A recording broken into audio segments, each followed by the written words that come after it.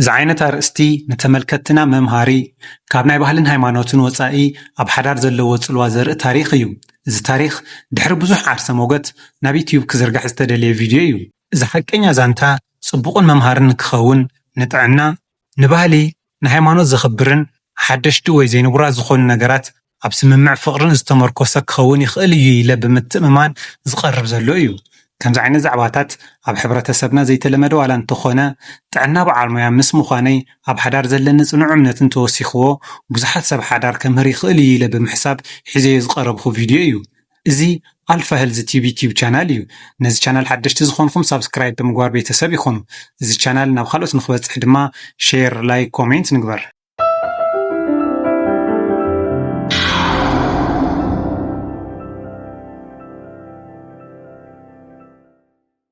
إذا حكينا زانتا بقربا رحوق زفلت أتخطاتاليتي زخونت نزي فيديو شما زتقير بعال تحدار ناي سارا أيو سارا زربا بخمزة تجمر بزحات سبات نحدار نتحاسبو فقري سممع حدنا الترايز مسلوم اللو قدمنا حدار مئتوخا نزل وكا سمعي توصوتو فقر طرح مبر دحر حدار نزل فتنا بزحكي حسبنا نأتو دكا نستيو حانتين ممهاريتن أنا سارا أيه تبل حدار قدوس قالن تكبارن يو هايمانوتنا ባህልና ማሕበረሰብና ብጽኑዕ ካብ ዝኣምነሎም ህብቶታት ጉዕዞ ህይወት ደቂ ሰባት እውን እቲ ሓደን ወሳንን እዩ ንዓይኒ ሳራ ግን ትብል ካብ ንቡራ ርሒቁ ብሓድሽ ምዕራፍ ዘቕንዐ ፈተና ኮይኑኒ ንብዙሕ ዓመት ብፍቕሪ ዝፈልጦ በዓል ቤተይ ኣብ ሓዳር ብዙሕ ከይጸናሕና ኩሉ ነገሩ ተለዊጡ ዘይፈልጦ ኣሮን ኮይኑኒ ኩሉ ነገር ጽቡቕ ኮይኑ እናሃለወ ሰላም ኣለና ኣብ ዝብለሉ እዋን ጉዕዞ ህይወት ፍቅርና ናብ ሓዳር ምሳቅንዐ ሓዳርና ፍረ ከፍሪ ኣብ ዝበህገሉ ሰዓት ዘይፈልጦ ኣሮን ክኾነኒ ጀመረ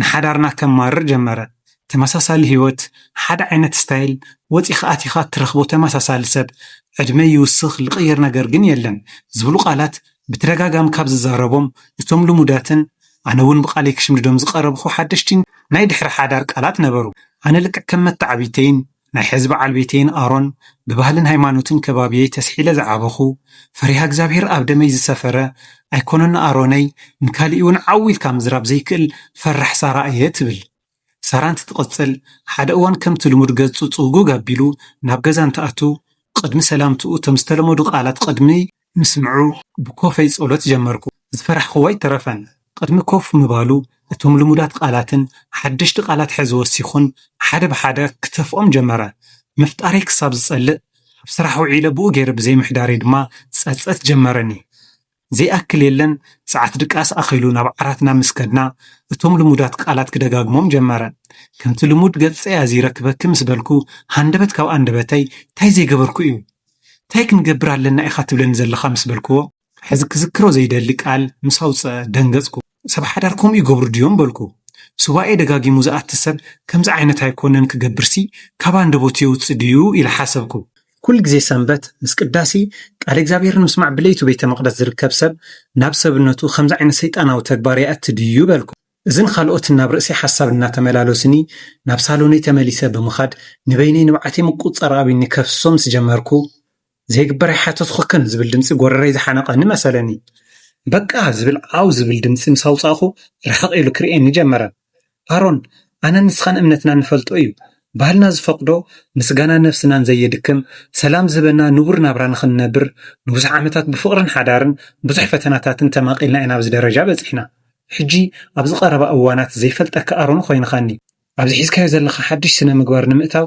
ኣነ የሕፍረኒ የዋርደንን ጥራይ ዘይኮነስ የፍርሐኒ እዩ ድማ ሰብነተይ እታ ቃል ካብ ዘውፃእኻያ ሰዓት ጀሚራ ይንቅጥቀጥ ኣሎ በልክዎ ትብል ሳራ ኣብዚ ቅንያ ዘይነበሮ ባህሪ አንደበቱን ቅንስ ኣቢሉ ሳራይ ኣነ እኮ ፈልጦ እየ ዘይፈልጦ ኮይኑ ኣይኮነን ባህልናን ሃይማኖትናን ኣብቲ ዝዓበናሉ ዝነበሮ ቦታ ይርስዖን ነገር ግን እቲ ዘለና ርክብ ንምጥንኻር ኣብ ሓዳር እውን ሓድሽ ፍቕሪ ንምጅማር ሓድሽ ነገር ንኽንጅምር ኢለ እየ እቲ ዘይንቡር ትብልዮ ዘለኺ ሓደገኛ ዘይኮነስ ስለ ዘይተለመደ እዩ ኣነ እውን ቅብል ኣቢለ ትብል ሳራ ክሳብ ዘይተለመደ ኢኻ እኮ ኢልኻ ዘይተለመደ ማለት እኮ ዘይንቡር ማለት እዩ ዘይንቡር ማለት ከዓ ሃይማኖተይ ባህለይ ኣተዓባብያይ ኮታስ ኩሉ ነገረይ መንነተይ ሓዊሱ ዘይፈቅዶ ነገር ማለት እዩ እዚ ከዓ ንዓይ ካብ ሓደጋ ንላዕሊ እዩ ከም ዝበለቶ ተዘንቱ ሓዳር ማለት ወሲባዊ ርክብ ጥራይ ኣይኮነን ካብኡ ንላዕሊ እዩ ሕዚ ዝጠየቕካኒ ስነ ኣእምራዊ ፅልዋ ከም ዘሕድረለይ ዘይምፍላጥካ ድማ ፀፀት ይስማዓኒ በልክዎ ትብል።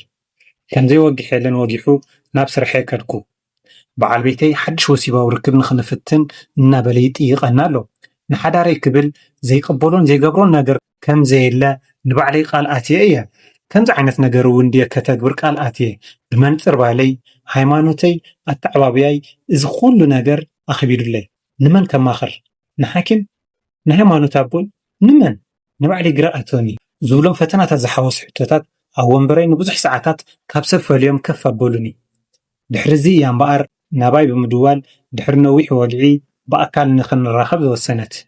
ከም በዓል ሞያ ወሲብ ንሓዳር ወሳኒ ነገር እዩ። ኣካላዊ፣ ኣእምራዊ፣ ስምዒታዊ ጥዑይ ንኽንኾን ወሲባዊ ርክብ ምስ መፃምድኻ ወሳኒ ነገር ከም ዝኾነ ብተደጋጋማ ዘንተኹላ። እቲ ኣሮን ዝሓተክ ዘሎ ዘይንቡር ዝኸውን ዘሎ ስለ ዘይተለመደ እዩ። ኣብ ፍቕርን ስምምዕን ዝተመርኮሰ ምልዋጥ ቦታታት ንሕድሕድኩም ጽቡቕ ባይታ የንጽፍ፣ ንፍቕርን ሓድነትኩምን የቕርብ፣ ከምኡ ድማ ኣብ ኣካላዊ ጥዕና ንጡፍ ናይ ደም ምዝውዋር ስምዒት ምውሓዝን ስለ ዝፈጥር ኣገዳሲ ከም ዝኾነ ነገርኳ። እቶም ክትገብሮም ዘይብላን ብወገነይ ዘይኣብነሎም ዓይነታት ፆታዊ ርክብ እውን ክትገብሮም ከም ዘይብላ ወሰኽኩላ። ወሲባዊ ርክብ ምስ መፃምድኻ ኣብ ንቡር መዓልታዊ ህይወትኪ ስነ ኣእምራዊ ፀቕጢ ክፈጥረልክን ከሎ ሓድሽ ፍስሓ ምፍጣር ውጥረትን ጭንቀትን ብምቕናስ ኣብ ሓዳርኺ ምዕቡል ምርዳእ ንክህሊ ክሕግዘኪ ይኽእል እዩ። እዚ ሳይንስ ከም ዝኾነ ድማ ክሕብረላ ፈተኹ። እዚ ድማ ካብቲ ባህላዊ ሃይማኖታዊ ኣረኣያን ከይወፀ ይከኣል ከም ዝኾነን ቦታን ኣደቓቕሳና ቀያየርካ ምስ በዓል ቤትካ ወሲብ ምፍፃም ንጥዕና ሓዳርኪ ጥዕና ባዕልኪ ወሳኒ እንተኾይኑ ነውሪ ከም ዘይብሉ ሓበርኩላ። ብምግራም ክትቀበሎ ዋላ እንተደለየት ከይኸበዳ ግን ኣይተረፈን። ቅድማ ኣብ ሓዳራ ዝኾነ ነገር ምውሳና ደጋጊማ ንክትሓስብ ምስ ነገርክዋ ድንግዝ ትብል እሞ ሓዳረይ ብፍቕርን ስምምዕን ክቅፅል ሓድሽ ምዕራፍ ወሲባዊ ርክብ ሓደጋ ይብሉ እንዲኻ ትብለኒ ዘለካ በለትኒ። እወይ ኢለ ብፍሽኽታ ርእሰይ ነቕነቕኩላ። ብሰላም ተፈላሊና ድሕሪ ዝተወሰኑ ሰሙናት ንምስጋና ደወለትለይ። ሓዳረይ ኣድሒንካለይ ብዝብል ልቢ ዘተርክስ ንግግር ዘረባኣ ጀመረት። ሞያውን ምሕዝነታዊ ምኽርካ ግን ንጥዕናና እውን እዩ ዓብዪ ሓገዝ ኮይኑኒ በለት። ስምዒተይ ተሓዲሱ ሓድነት ናብ ዝለዓለ ብርኪ በፂሑ ሓዳረይ መሰረቱ ኣፅኒዑ ካሊእ ሓድሽ ምዕራፍ ሂወት ሒዘ ኣለኹ በለትኒ። ኣሮን ብወገኑ ፍቕረይ ትቅድሚ ሕዚ ዝነበረ ምድንጋርን ጽልኢትን ሙሉእ ብምሉእ ተኣልዩስ ድሕሪ ንስኻ ዝሃብካያ ምኽሪ ሓዳረይ ቅዱስ ቦታ ረኺቡ ክብል ናእድኡ ገለጸለይ። ሓዳር ሓባራዊ ሕርያ እዩ። ብፍቕሪ ሓዳር ንዓበይን ክኸይድ ሕድሕዳዊ ድሌት ምፍላጥን ብዘይ ምንም ስክፍታ ብግልፂ ምዝራብን ቁልፍን ወሳኒ ነገር ከም ዝኾነ ኣዘኻኽርኮ። ቅዱስ ሓዳር ንክህሊ ፍቕርን ስምምዕን ምትሕልላይን ምንባብን እምበር ኣብ ልሙድ ተግባር ጥራይ ዝተደረኸ ከም ዘይኮነ ገለጽኩሎም።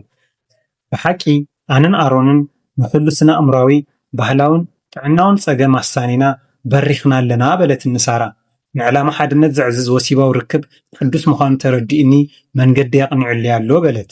ታሪክ ሳራን ኣሮንን ብዙሕ እዩ ዘምህረና። ሓዳር ስምምዕ እዩ። ወሲባዊ ርክብ ኣብ ፍቕሪ ተነፃፃሪ ስምምዕን እንተተሰሪሑ ንጥዕና፣ ንስነ ኣእምሮ፣ ንመንፈስን ዓብዪ ኣበርክቶ ኣለዎ።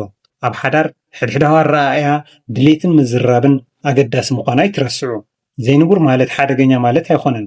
ምናልባት ንሓዳርኩም ዘዕዝዝ ሓድሽ ምዕራፍ ክኸውን ይኽእል እዩ። ሓዳር ካብ እግዚኣብሔር እዩ። ከም ዝተውሃበካ ተስተኻኽሎን ትንከባኸቦን ተውሂቡና ኣሎ። ንኽንንከባኸቦን ንኽንሰብሮን ድማ እቲ ሓላፍነት ኣባና እዩ ወዲቑ። ጽቡቕ ናይ ሓዳርን ምርዳእን ግዜ ይኹነልኩም። ዝተፈላለዩ ጥዕና ተንከፍ ሕቶታት ኣብ ኮሜንት ኣቐምጡልና። ይቐኒዕለይ።